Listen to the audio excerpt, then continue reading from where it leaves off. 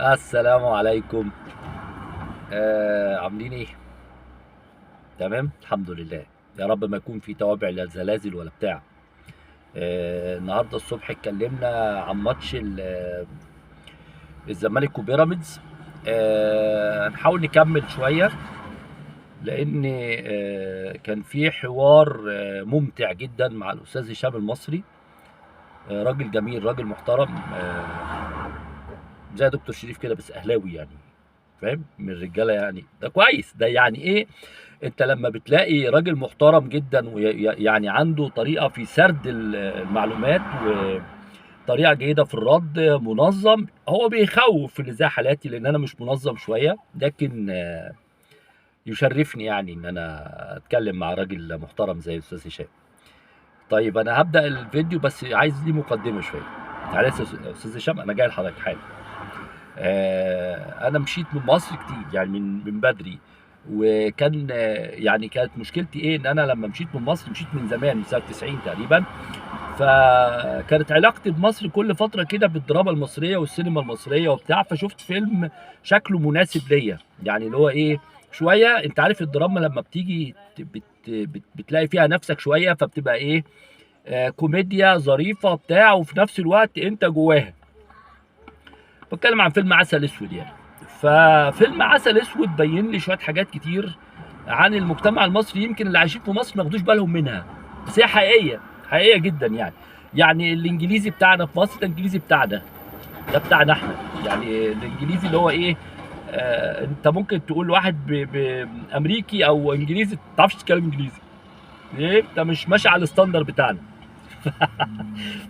ففيلم عسل اسود الى حد كبير كده بالنسبه لواحد مغترب. انا كنت قعدت مثلا فتره طويله جدا ما نزلتش مصر. فلما نزلت مصر اتفاجئت بالقصص دي. يعني من ضمنها مثلا ان انا مثلا معايا 4 رخص دوليه في العالم كله. يعني أنا معايا رخصه الامارات، معايا رخصه ايطاليا طبعا، معايا رخصه دوليه اسوق بيها في اوروبا كلها، معايا رخصه في السعوديه، معايا رخصه مصريه. بس انا لما بنزل مصر الرخص دي كلها تيجي كده على جنب. ليه؟ لان في السواقه المصريه، في الستاندر المصري. يعني في مثلا اخواتنا الانجليزي العربيه، الدركسيون بتاعها لا هم يمين، هم خلاص ستاندر كده، ما انسى بقى. انت تروح هناك تيجي يمين والناس كلها تيجي شمال عكسك. فالستاندر كده. فالدراما خدت مني جزء كده في الايه، في الفهم ان في مصر امور يجب ان تحترمها. ففيلم تاني حزلقوم بقى ده اللي هو ايه، اداني الحته التانيه اللي انا هقدر اتكلم بيها استاذ هشام النهارده. مثلا اللي هو مثلا ايه، واحد بيتسال سؤال سهل جدا. يعني الراجل بيسال حزلقوم بيقول له بتعرف تسوق؟ اجابه اه لا. قال له ما اعرفش. هو اللي بيقول له ما اعرفش لما شاف واحد بيسوق وبيخبز بالعربيه قال له ايوه انا عايز اعمل دي. هو اللي هو ايه، انت بتقفز فوق اللي هو ايه. بص، اللوائح والقوانين والانظمه والاتحادات والدوليات انت من صفر لألف. هو دي الفكره، هي دي الفكره اللي احنا نتكلم فيها النهارده، بعيد عن الكوره. بس ايه ده، احنا كمصريين عندنا الستاندر بتاعنا. انا ما بعرفش، انت بتعرف تسوق؟ انا ما اعرفش، وما يعرفش يعني ايه سواقه. فاهم؟ ف قال له مش يمكن لما اجرب اعرف. يا نهار اسود، ده عايز يجرب السواقه الاول عشان يعرف. وبعدين لما شاف واحد بيخمس بالعربيه اللي هو ايه، اللي هو بقى مش سواق، لا ده لا ده درايفر هاي واي يعني حاجه. قال له ايوه انا عايز اعمل دي. قفز اللي هو اطلع. دي كوره في مصر، دي الكوره في مصر، دي تحديدا الكوره في مصر. يعني مصطفى شلبي عايز يبقى مثلا ايه، ميسي. هو ما اتعلمش كوره، هو ما يعرفش يعني ايه واحد الف ب اتنين تلاته. فانا بس عايز ارجع لاستاذ هشام، قال لي كلمه فانا وقفت عندها شويه. يعني انا عايز حضرتك ايه، ت... ت... تعيد تفكيرك فيها شويه، وبعدين مستني الرد. انا مستني اخوانا. معلش، اللايك مهم جدا. انا القناه بتاعتي صغنونه، وهي قناه انا شايف ان في تفاعل. يعني الناس الحمد لله، يعني الفيديوهات سواء اهلاوي، احنا بنتكلم استاذ هشام اهلاوي، دكتور شريف اهلاوي. فالحمد لله ان الكوميونتي ظريف، يعني اللي هو ايه، ما فيهوش عداوات، في اختلافات ظريفه بنتكلم. فالاستاذ هشام المصري قال لي كلمه جميله قوي، قال لي بما ان الزمالك بينسحب كتير فاتحاد الكوره قرر ان هو يعمل لوائح جديده. طيب انا عايز اقول للاستاذ هشام، لو الكلام ده صح خلاص، انا والله مش ما اعرفش، انا زي حزلقوم ما اعرفش. فلو الكلام ده صح، ده مشكله كبيره. ليه يا استاذ هشام؟ لانه انت كده بتسهل على المجرم. يعني انت مثلا ايه، كانت عقوبه السرقه في مصر 3 سنين، فالسرقات زادت فعملناها سنه. طب السنه بعد كده تزيد فنلغي العقوبات، خلاص يبقى كل حراميه تمام التمام. يا فندم الزمالك بينسحب كتير ورضي ان هو يتخصم له 3 نقط في الموسم و3 نقط بره الموسم، انا ما نزلتش عقوبه، انا اخليه اقول له المره الجايه 10 نقط هخصم 10 نقط. وطبعا ليه يا فندم الكلام ده؟ هقول لحضرتك. يعني مثلا فريق زي حرس الحدود مثلا، فريق محترم جميل، فهو هيروح يلعب الاهلي مثلا السنه الجايه، فهيلاقي مثلا ان الاهلي خبطوا 5-0، فيقول لك طب ما تيجي نحسبها، طب ما انا انسحب واتحاد الكوره يديني 3-0 بس وخلاص وتخصم لي 3 نقط. طب ما افضل ولا ايه؟ افضل من كده. الزمالك نفسه السنه الجايه عنده مشاكل، مجلس الاداره هيتزنق في ماتش، ولو الزمالك اتغلب من الاهلي طيب ننسحب. ايه رايك نيجي ننسحب؟ احنا هنيجي ماتش الاهلي ننسحب. انا بص انا معترض يا فندم. اللوائح والقوانين لا تدار بالشكل ده. اللوائح والقوانين لا تدار بطريقه حزلقوم. اللوائح والقوانين هي ستاندر بتمشي عليه الدول عشان تطلع مش عشان تنزل.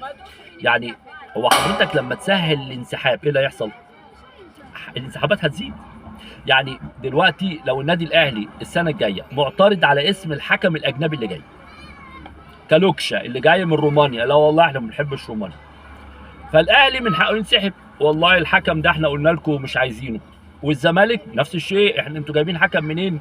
من اسبانيا. الحكم ده اللي هو كان في السعوديه، فالسعوديه فيها السنيور التركي آل شيخ، لا يعني مش عايزين الحكم ده. يحصل ايه بعد كده؟ انا هعترض بعد كده على التفاصيل، لا مش لاعب. هتعمل معايا ايه؟ هتعمل ايه يا استاذ هشام؟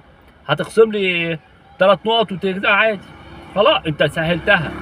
طب الامور هتزيد بعد كده، طب الزمالك بينسحب اكتر والاهلي هينسحب اكتر، هنعمل ايه؟ نقلل بقى العقوبه اكتر، نخلي اللي ينسحب ياخد 3 نقط. لا اكيد يا فندم، وده مش لاني عايز اعترض على حضرتك، وده يا فندم مش لانك اهلاوي او انك زملكاوي، لا يا فندم، لان اللوائح والقوانين معموله عشان تخدم المنظومه. انا زي ما قلت لحضرتك قبل كده، لو انا بتكلم عن المنظومه الكره في ايطاليا، المنظومه عمياء مش شايفه. يوفنتوس نزل درجه ثانيه. يعني ايه زمالك يعني ينزل درجه ثانيه؟ الزمالك انا بشجع ينزل درجه ثانيه يا فندم. لو خالف اللوائح والقوانين ينزل درجه ثانيه. انت زعلان ليه؟ لان انت مش عشان تنقذ ابن من ولادك تضيع 18، مش عشان تنقذ فريق تضيع المنتخب وتضيع الكرة اصلا في مصر وتضيع الناشئين. ما ينفعش. فانا بقول لحضرتك يا ريت يعني تركز مع الكلام اللي انا بقوله. يعني ممكن ايه انت شايفني بتكلم غلط، لا خليك معايا شويه، خليك معايا ان انا بقول لك انا مش مع الزمالك في اللي بيعمله، والزمالك ما عندوش اداره اصلا. فتخيل مثلا ان فريق محترم زي النادي الاهلي وعنده اداره، احنا بنقول ان يا ريت عشر اداره، يعني انا زملكاوي يا ريت عندنا عشر اداره النادي الاهلي. تخيل بقى ان النادي الاهلي قلدنا، يا نهار اسود. يعني تخيل مثلا الاهلي، احنا برضو ايه، اصل حضرتك جيت في البند الثالث او الرابع ان الاهلي من حقه يتعاقد مع اي حد. ايوه يا فندم، من حق الاهلي يتعاقد مع اي حد، بس حضرتك شايفنا فريق فاشل جاي تاخد مني 10 لعيبه يعني لعيبه الزمالك اللي هي مثلا واخده انها تطلع تاني وتالت عادي مفيش مشكله، ورابع ان شاء الله قريب وخامس وبتاع، هل من العقل ان انت تروح تشتري اللعيبه دي او تتعاقد مع اللعيبه دي؟ في حاجه غلط. بس يا فندم، فاولا قبل اي شيء تحياتي لحضرتك، وانا والله شرفت. يمكن كان اول مره كان في سوء تفاهم، بس انا بحترم كل انسان يبدي رايه طالما انه في ظل ادب واحترام، وحضرتك يعني تعلمنا الادب والاحترام والله. الاهلاويه في عمومهم ناس محترمه. أنا النهارده لما اتكلمت فيه شويه اهلاويه زعلوا لما انا قلت ان الاهلاويه ما بيحبوش الاهلاويه ما بيحبوش يتغلبوا، يعني وما بيعرفوش يتغلبوا.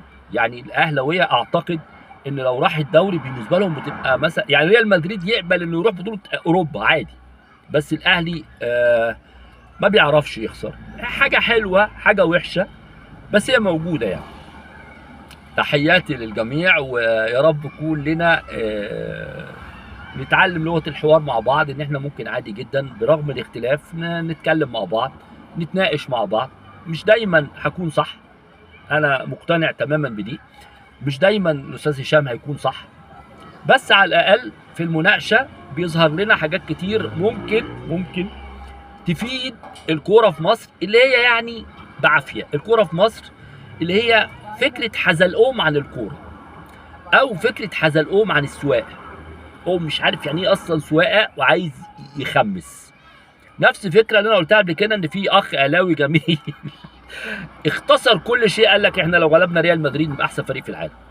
تمام خلاص، يبقى هو ده فكره عن الكوره. يعني هيتناسى كل تاريخ ريال مدريد مقابل مباراه واحده هيلعبها ضد الاهلي، وممكن طبعا الاهلي يكسب لان اي مباراه وارد فيها مكسب وخساره، فاهم؟ فيقعد الاهلي يلاعب ريال مدريد لغايه ما يكسب مره يبقى الاهلي احسن فريق في العالم. ده خطا، مش لانه الاهلي، لا، ده شيء عظيم ان الاهلي بيقابل ريال مدريد، ولكن كان يجب ان لما يجي الاهلي يلاعب ريال مدريد يستفيد من هذه الخبرات الغير عاديه اللي بيقدمها له فريق عارف يعني ايه كرة قدم، فيتعلم الاهلي ونتعلم احنا كمان من الاهلي ازاي نلاعب ريال مدريد.